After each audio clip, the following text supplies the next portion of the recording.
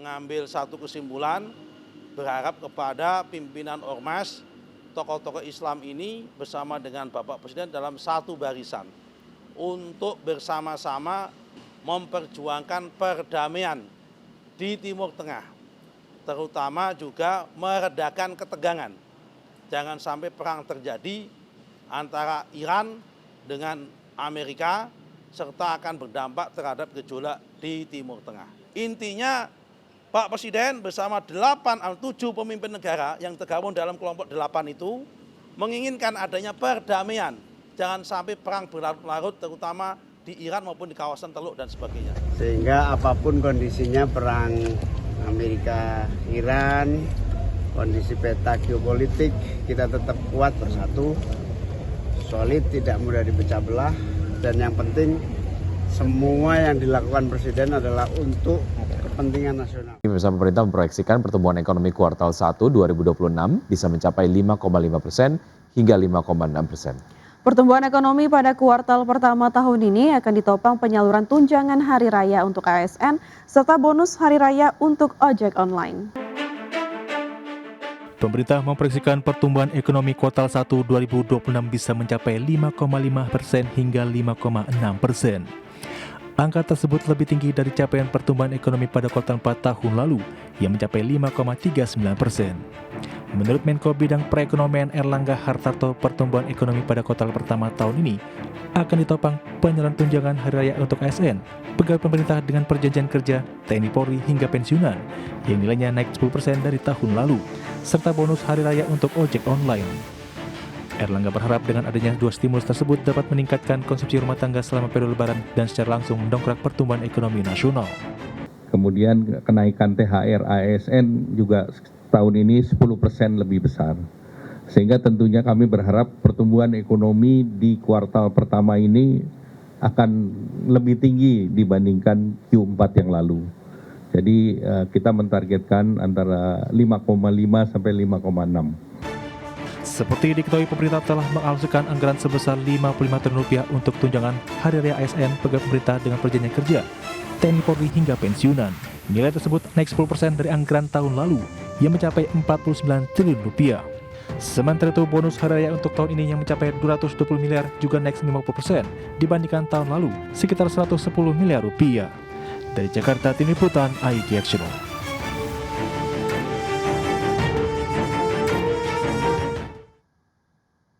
Ya, Menteri Keuangan Purbaya Yudi Sadewo memastikan anggaran pendapatan dan belanja negara atau APBN masih kuat dalam menghadapi dampak konflik Amerika Serikat dan Israel dengan Iran. Ya, Menteri Keuangan Purbaya Yudi Sadewo mengatakan bahwa pengumpulan pajak pada Januari hingga Februari tumbuh mencapai 30%. Angka tersebut menunjukkan perbaikan signifikan di sektor ekonomi.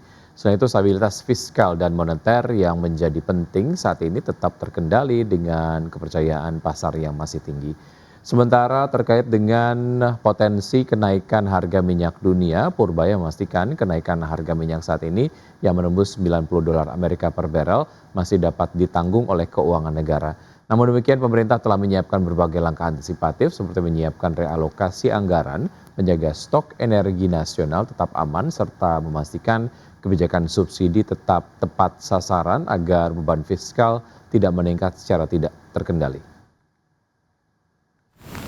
Kan channelnya pasti melalui ekspor ataupun melalui harga minyak. Harga minyak udah naik mereka di 80 ya. Kita udah hitung sampai 92 pun kita masih bisa kendalikan anggarannya, jadi nggak ada masalah. Berarti tidak ada kekhawatiran dari Anda, Pak? Enggak, kita bisa adjust, kita bisa atur. Tapi langkah antisipasi yang disiapkan ada nggak? Iya. Oh, kalau impor makin parah kan harganya mahal ya. Kan akan menaikkan defisit. Ya, kita pastikan aja pertama tax collection kita, pengumpulan pajak kita sama cukai nggak ada yang bocor, itu udah mengurangi tekanan ke defisit. Nanti kalau lebih bagus, itu udah lebih bagus, kita lihat dampaknya seperti apa. Baru kita hitung langkah-langkah yang perlu kita lakukan. Ya, sementara itu Kamar Dagang dan Industri Indonesia memastikan keberlangsungan ekonomi di sektor dunia usaha tetap terjaga dan berkelanjutan.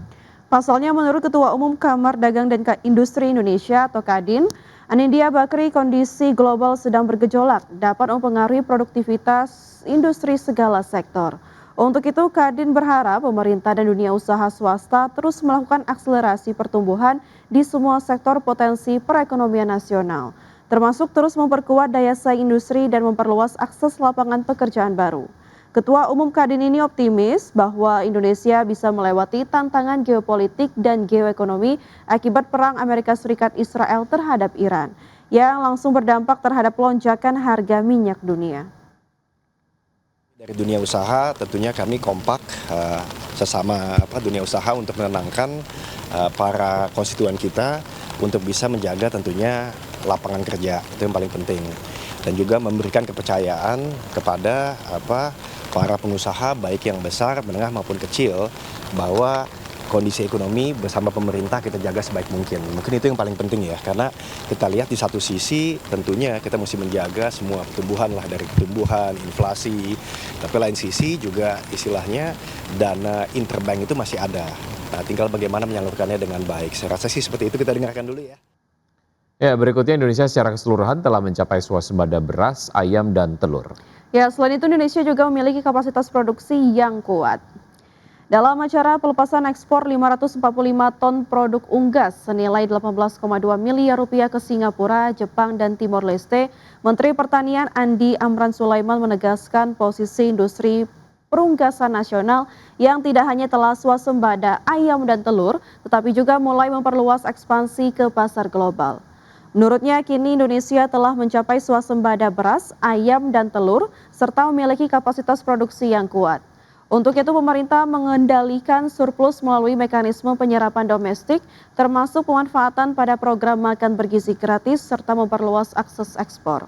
Langkah ini dilakukan agar keseimbangan pasokan dan harga tetap terjaga, di mana capaian ekspor produk unggas sebanyak 545 ton dengan nilai 18,2 miliar rupiah tersebut diharapkan menjadi bagian dari akselerasi ekspor komoditas peternakan yang selama ini dinilai memiliki daya saing tinggi.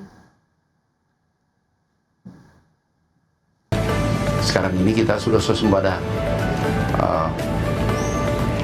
telur, ayam, beras, dan seterusnya. Nah, ini kita dorong ekspor ke negara-negara lain. Ini telur, ini semua olahan ayam dan telur. Berapa total? Nilai sekarang totalnya berapa nilai? 18 miliar. Tapi ini terus menerus.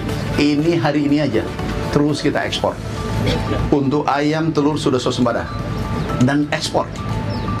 PT Piridam Pharma Tbk melalui anak usahanya PT Etika Industri Farmasi akan meningkatkan kapasitas produksi injeksi steril. Ya, Direktur PT Piridam Pharma Tbk Bejo Stefanus mengatakan PT EIF telah menyelesaikan pembangunan dari perluasan kapasitas produksinya, yaitu Line 3 yang rencananya akan diresmikan pada April 2026. Pembangunan Line 3 dimulai pada September 2024 dan rampung hanya dalam kurun waktu 1,5 tahun. Saat ini kapasitas dari Line 3 telah terpenuhi atau full capacity, sehingga membuat perseroan mempercepat proses pembangunan untuk fasilitas Line 4, 5, dan 6 yang akan mengadopsi teknologi terbaru di dalam dunia obat steril. Setelah penyelesaian Line 4 dan 5, PT EIF juga akan segera melakukan pembangunan Line 6 sebagai bagian dari pengembangan kapasitas manufaktur secara berkelanjutan. Manuver ini diambil sebagai respon langsung atas meningkatnya kebutuhan obat-obatan steril di pasar global dan regional. Adapun berdasarkan berbagai laporan industri, pasar steril injectable global diproyeksikan terus tumbuh signifikan dengan nilai pasar yang mencapai sekitar 4,9 miliar dolar Amerika Serikat pada 2026.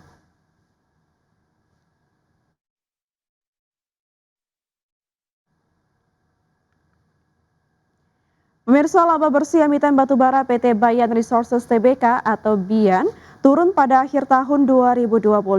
Penurunan ini terjadi di tengah kenaikan beban pokok pendapatan perusahaan, dan berikut adalah laporannya. PT Bayan Resources Tbk mencatatkan penurunan kinerja keuangan sepanjang tahun 2025. Berdasarkan laporan keuangan di Bursa Efek Indonesia, pendapatan perusahaan turun tipis 0,58% secara tahunan menjadi 3,43 miliar dolar Amerika Serikat dibandingkan 3,45 miliar dolar pada tahun 2024. Sebagian besar pendapatan Bayan masih berasal dari segmen batu bara yang menyumbang 3,41 miliar dolar pada 2025, turun 0,58% dari tahun sebelumnya. Sementara itu pendapatan non-batubara juga turun 5,01% menjadi 20,09 juta dolar. Di sisi lain, beban pokok pendapatan justru meningkat 9,95% menjadi 2,32 miliar dolar. Kenaikan beban tersebut menekan laba kotor perusahaan yang turun 16,54% menjadi 1,11 miliar dolar. Akibatnya laba bersih yang dapat diatribusikan kepada pemilik entitas induk turun 16,77% menjadi 767,92 juta dolar pada 2025 dibandingkan 922,64 juta dolar pada 2024. Hingga akhir 2025, total aset Bayan tercatat 3,38 miliar dolar dengan liabilitas 680,46 juta dolar dan ekuitas 2,69 miliar dolar. Berbagai sumber IDX Channel.